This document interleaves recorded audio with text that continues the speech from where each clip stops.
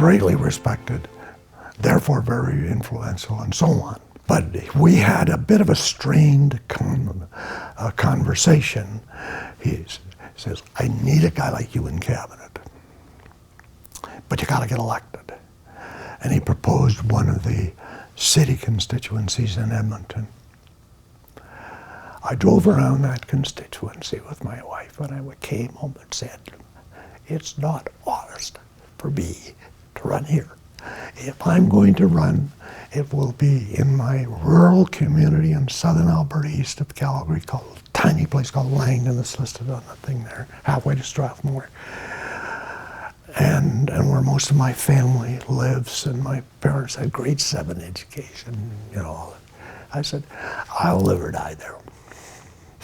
And then that drove me so hard to do the heavy-duty campaigning. But I said, I'll run in my home area or I won't run at all. And he says, well, I admire that, but you can't win there.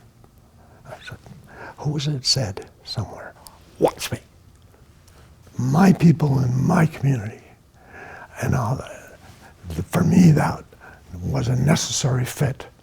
Because, you know, I don't really need this.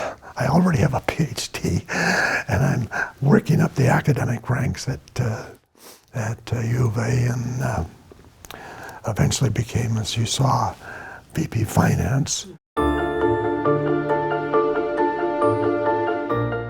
It was one of my really good supporters from just about in the center of the constituency, whose brother-in-law, prior to me, had run for the Liberals. Jim Lohr was his name. Good guy, Aggie, pal. The first thing I did when I was nominated is I went and talked to Jim. Said, I'm in here, you can't win. You run, I can't win. He says, okay, I won't run. So there was no Liberal candidate.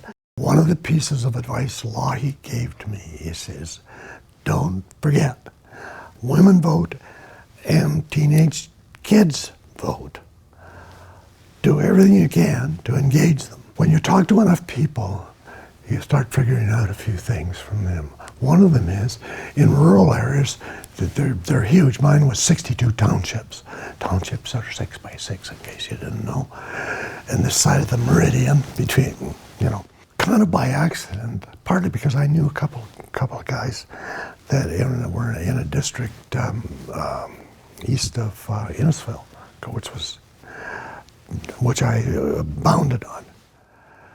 Then I realized I could eat his lunch if I focused on the boundary. So the things are 6 miles by 6 miles. You always go with a local guy because they recognize the car, and I concentrated on the outer bounds and worked my way in and left the towns alone. Main Street usually votes whoever's in because they see it in their interest. And by that time, my opponent, who was cabinet minister, Ray Ratzlaff, good fellow, but not swift at politics. So I'd eaten his lunch all around the edges. And I didn't think that up, I experienced it. And so I won all of those boundary constituencies. The biggest Mennonite settlement in Alberta was in my area, a town called Linden. And I called on them even though I knew they wouldn't vote, but they do talk. So I got very well received in the Mennonite community in Linden, Alberta, and some of the around there figured out. They had their own kind of little store and things, and I used to meet them.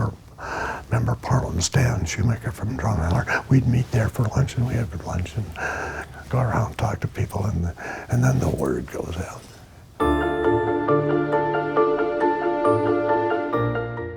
Yeah, landslide, the saga of 8. It got my attention, and what a great number it is when I won by 8. 4 people. And it depended, see, August 30th is in southern Alberta, where I'm from, you're doing harvesting. And a bunch of those dudes down there shut down the combine and went to town and voted. And if they hadn't have done it, I'd have lost. Nobody in our caucus was south of me. I was the closest thing to Southern Alberta. Then I had kind of the Southern Alberta beat. I won by 8 votes. That piece of advice from Lougheed, which I might not have ever thought of. Being a baseball guy, I know that Yogi Berra was a catcher, and I was a catcher. Yogi Berra wore number 8. I wore number 1 by 8. Yogi Berra hit left-handed, and so did I. He's my man.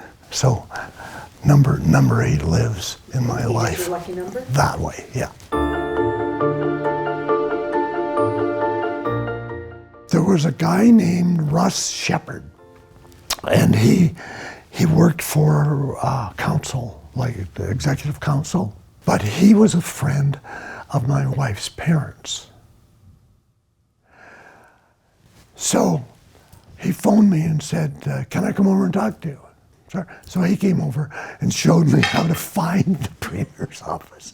Like I'd been in the building just once, and my office wasn't in the building. I was just agog. Our philosophy was it's not an administrative center, it's a political leadership center, so everybody's going to end up there. I mean, it is poverty. I mean, really poverty. My wife said, this is it. I couldn't have got elected the first time if I didn't promise to run the second time. I got to do it a second time. But I promise we're out of here then. We can't live like this. I mean, we're in poverty. The 5 criteria to be appointed to the cabinet. I know you would want to hear this, and this is really crucial. And this is really Lougheed's. Now, see, he was in Delta Upsilon 10 years before me. He was 10 years older than I was. And so I was president of the fraternity 10 years after he was. Okay? So I've got magnified respect for that. The Lougheeds, as you know, are very prominent in Alberta.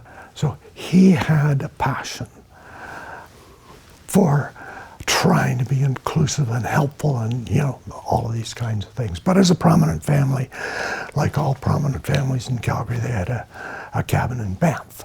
I get home when the election's down. I get down to Southern Alberta, and I'm running the combine as we're trying to get the crop off. And my mother comes driving out to the field in the car. She says, Peter Lougheed has just phoned, and he wants you to come up to Banff as soon as possible to their cabin. Well, I knew where their cabin was. And so I got there, and I was offered the Ministry of Lands and Forests.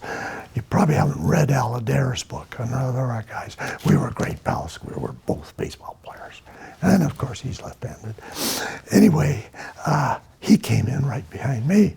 By this time, I'd figured out anybody that's invited up there is being invited to cabinet.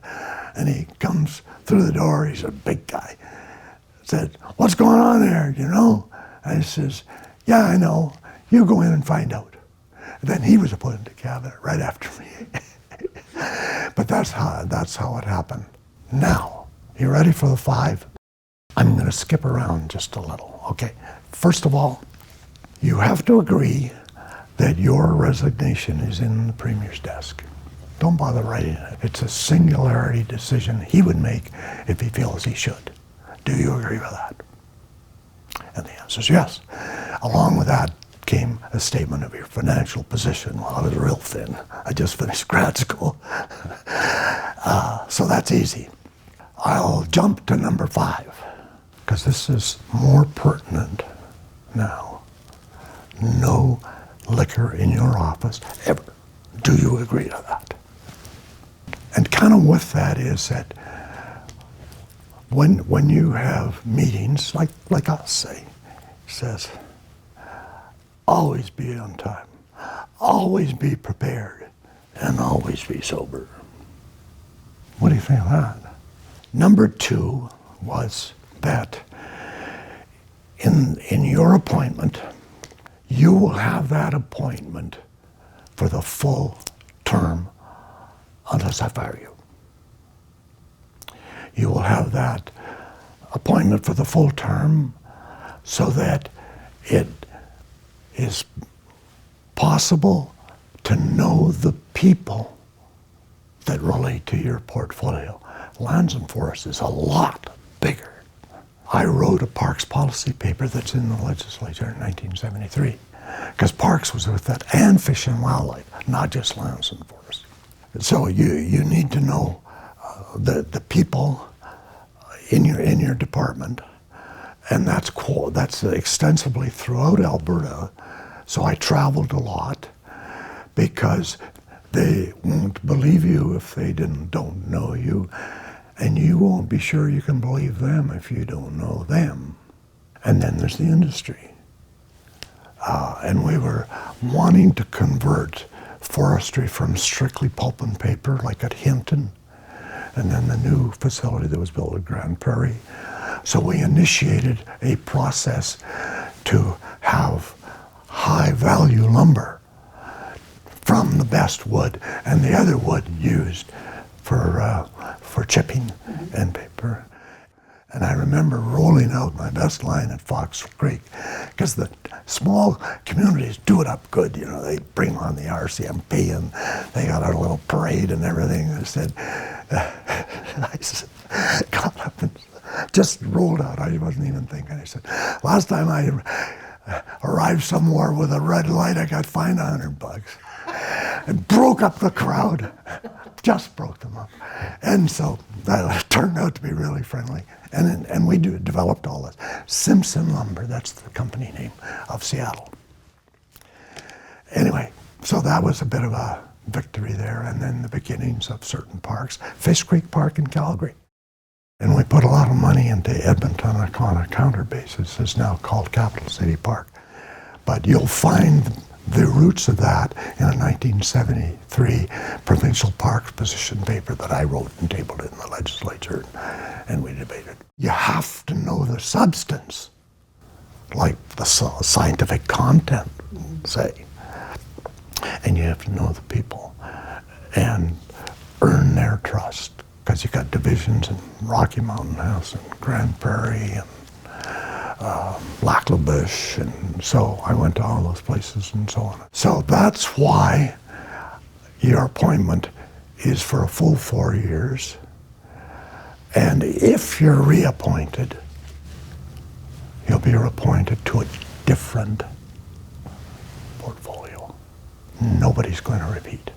The reason is to spread the contact, and in some cases, I'll come to this in a minute, people weren't continuing. And so you don't have the czar of forestry. You have 4 years, as I described, and then he was forewarning that if I was reappointed, if I'd earned a reappointment, and he said, I think you will, he's a leader, and he was right, that if you are reappointed, it will be to a different portfolio, and it'll be for the 4 years. And that was utilities and telecommunications, about telephones, about cable systems. Jim Shaw became a friend of mine. All of that is the second point. Number 3. And this did create some hard feelings eventually, and so on and so forth, but I understood it now. That was easy, because I was in my 30s. If this appointment to cabinet is when you're over 45, you will not be reappointed.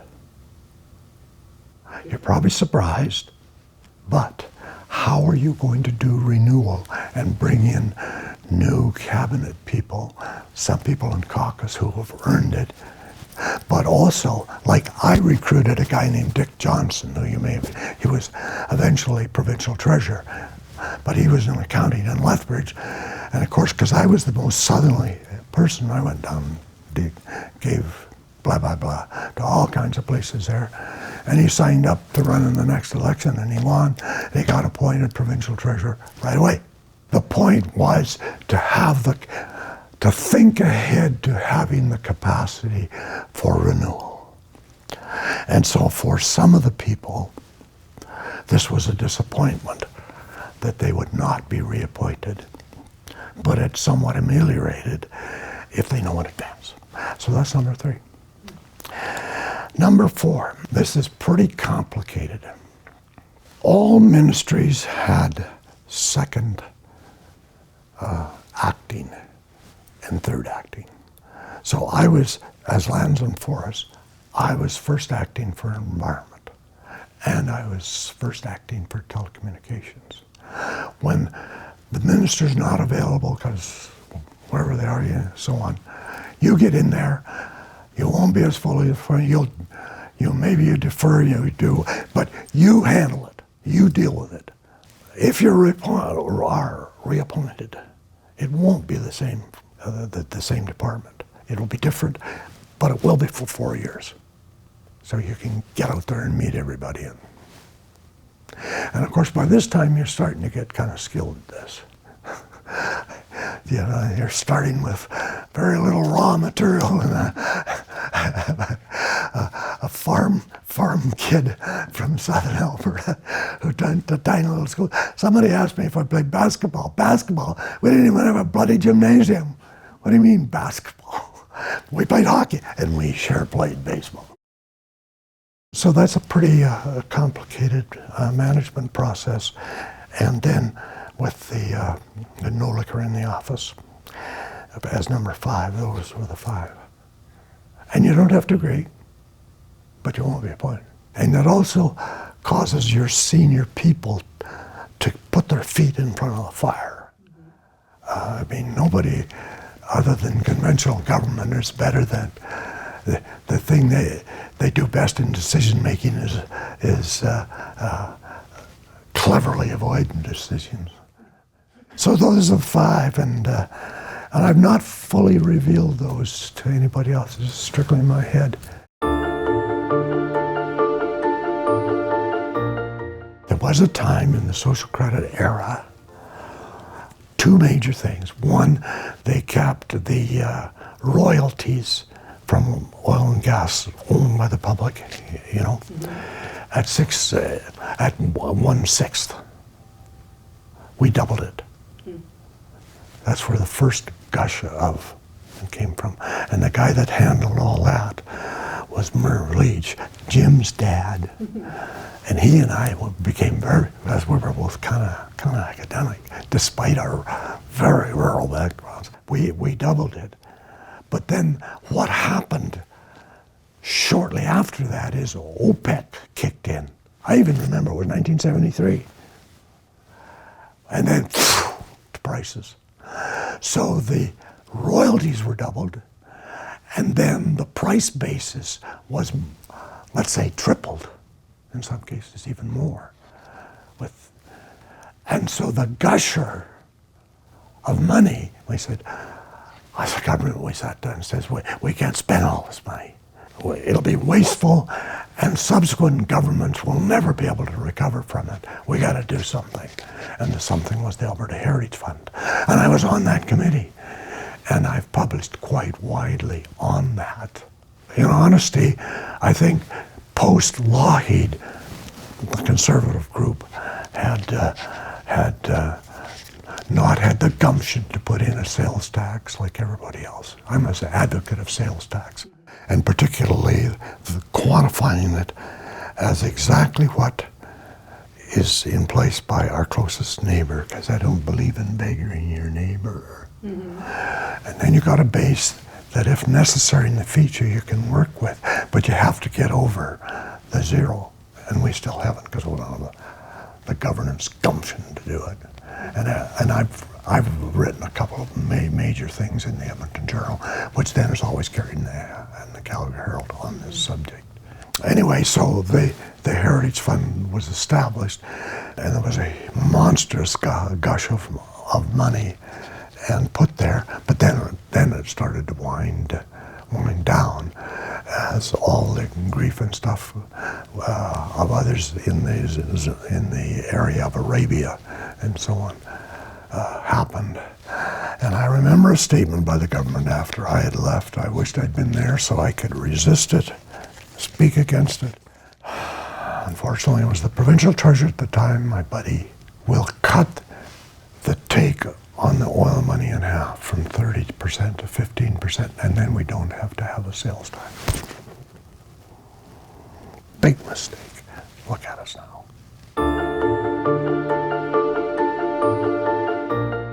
The first one was to win where nobody thought I could win. I wouldn't have won the first time if I hadn't promised, if elected, I would run a second time. So I had taken that choice away, but it paid off. And then I went from the closest in Alberta, eight votes, to not losing a bowl, not one. Wow. That was a thrill. Says, we did it. We did it, so I'm gone. I gotta go back to earning a living. We're kind of the poorish farm Warracks. There's an academic musical Warracks, and I'll mention two people to you. One, if you look up the Scottish Symphony, you'll see that the founder is Sir Guy Warrack, the founding conductor. In Edinburgh, they pronounce it. Hard enough learning French, let alone slipping Scottish in there. So that's one. I have a first cousin in Toronto named David Warrack. Just Google him, and this guy is just music beyond what you can believe. But he's not of the same stream. But there is a son of the Guy Warrack, who's John Warrack, and he was a music professor at, wait for it, Oxford University. And there's a book in the U of A library I've written on his book on Tchaikovsky. I eventually got an alto saxophone. It's the E-flat one, the smaller one. The big one with the little curl is the tenor, and it's the B-flat. And so, I knew the circle of chords, stuff like that. But anyway, so I also had that for a period. But we were so poor in graduate school in Ames, Iowa, that I sold it.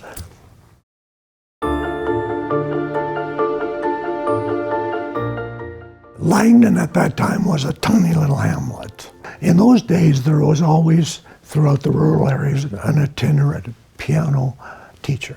We all took piano lessons, and my oldest sister, who's died, and I were the two that took it up. Now, I wasn't very good, but I was the best we had in that tiny little place. So then I went to Old School of Agriculture. They had two orchestras. One was Western with the guitars and everything, and then the dance band. I'm not that good, but I was the best we had, so I was the pianist for that. If you ever see the old days of our caucus and all this stuff and so on and so forth, we had the Tory Blue Notes. Well, I'm not that good, but I was the best we had, so I was the pianist, believe it or not, for the Tory Blue Notes.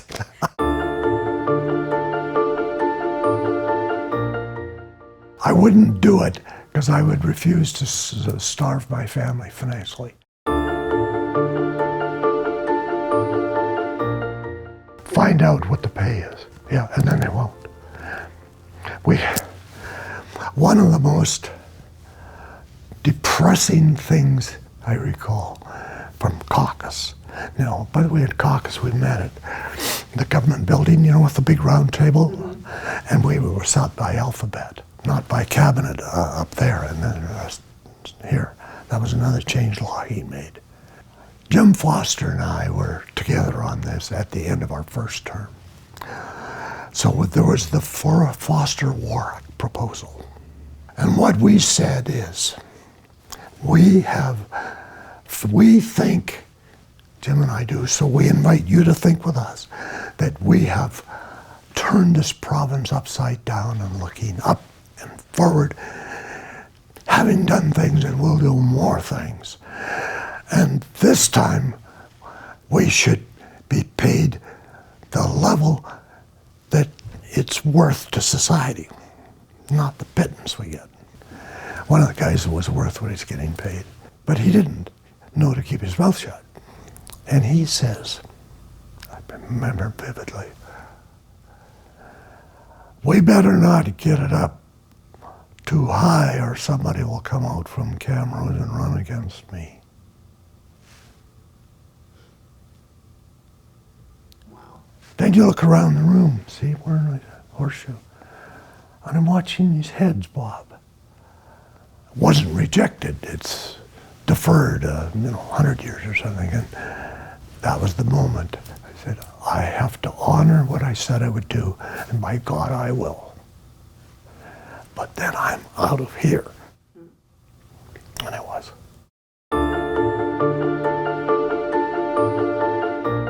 I'm a very active member, and former president, of course, of the Gyro Club of Edmonton. We were the people that established the children's playgrounds. We built it. It is Gyro Park #1. And over the years, now this is long before my time, and over the years there was 10, one that was even on campus next to, so it was sort of the children's medical thing. But when something is working well, bureaucracies always want to gobble it up so they get the credit for all of your hard work. I was brought into it by my wife's family, who were members, so my wife is known by them as a gyrunt. A gyro kid. So that's one. I tried to stay with the Conservative Party, but once they dropped Progressive, I was gone. Because Lougheed and I discussed, I said, I'm wary of just consider these. But he persuaded that he, and it was true of him, I mentioned what our first legislation was and things like that. But now, it's all out the window. One of the things I've pursued, and I don't think I've missed any, how many Allan Warracks have there been? 4. There was an infant death near Edinburgh, 1870 something. There was an Allan, A-L-A-N, all right, close enough, that I discovered in California, born in Sausalito, right across the bridge from San Francisco. When I got a contact exchange letter, I found he had cancer, but I made a point of going and seeing him. And soon afterwards he died. So that's 2. There are 2 of us still alive. One was born in England, but now they're in Brisbane, Australia. And they've converted to be Mormons. So they do genealogy. I do it not for the same reason, but they do that.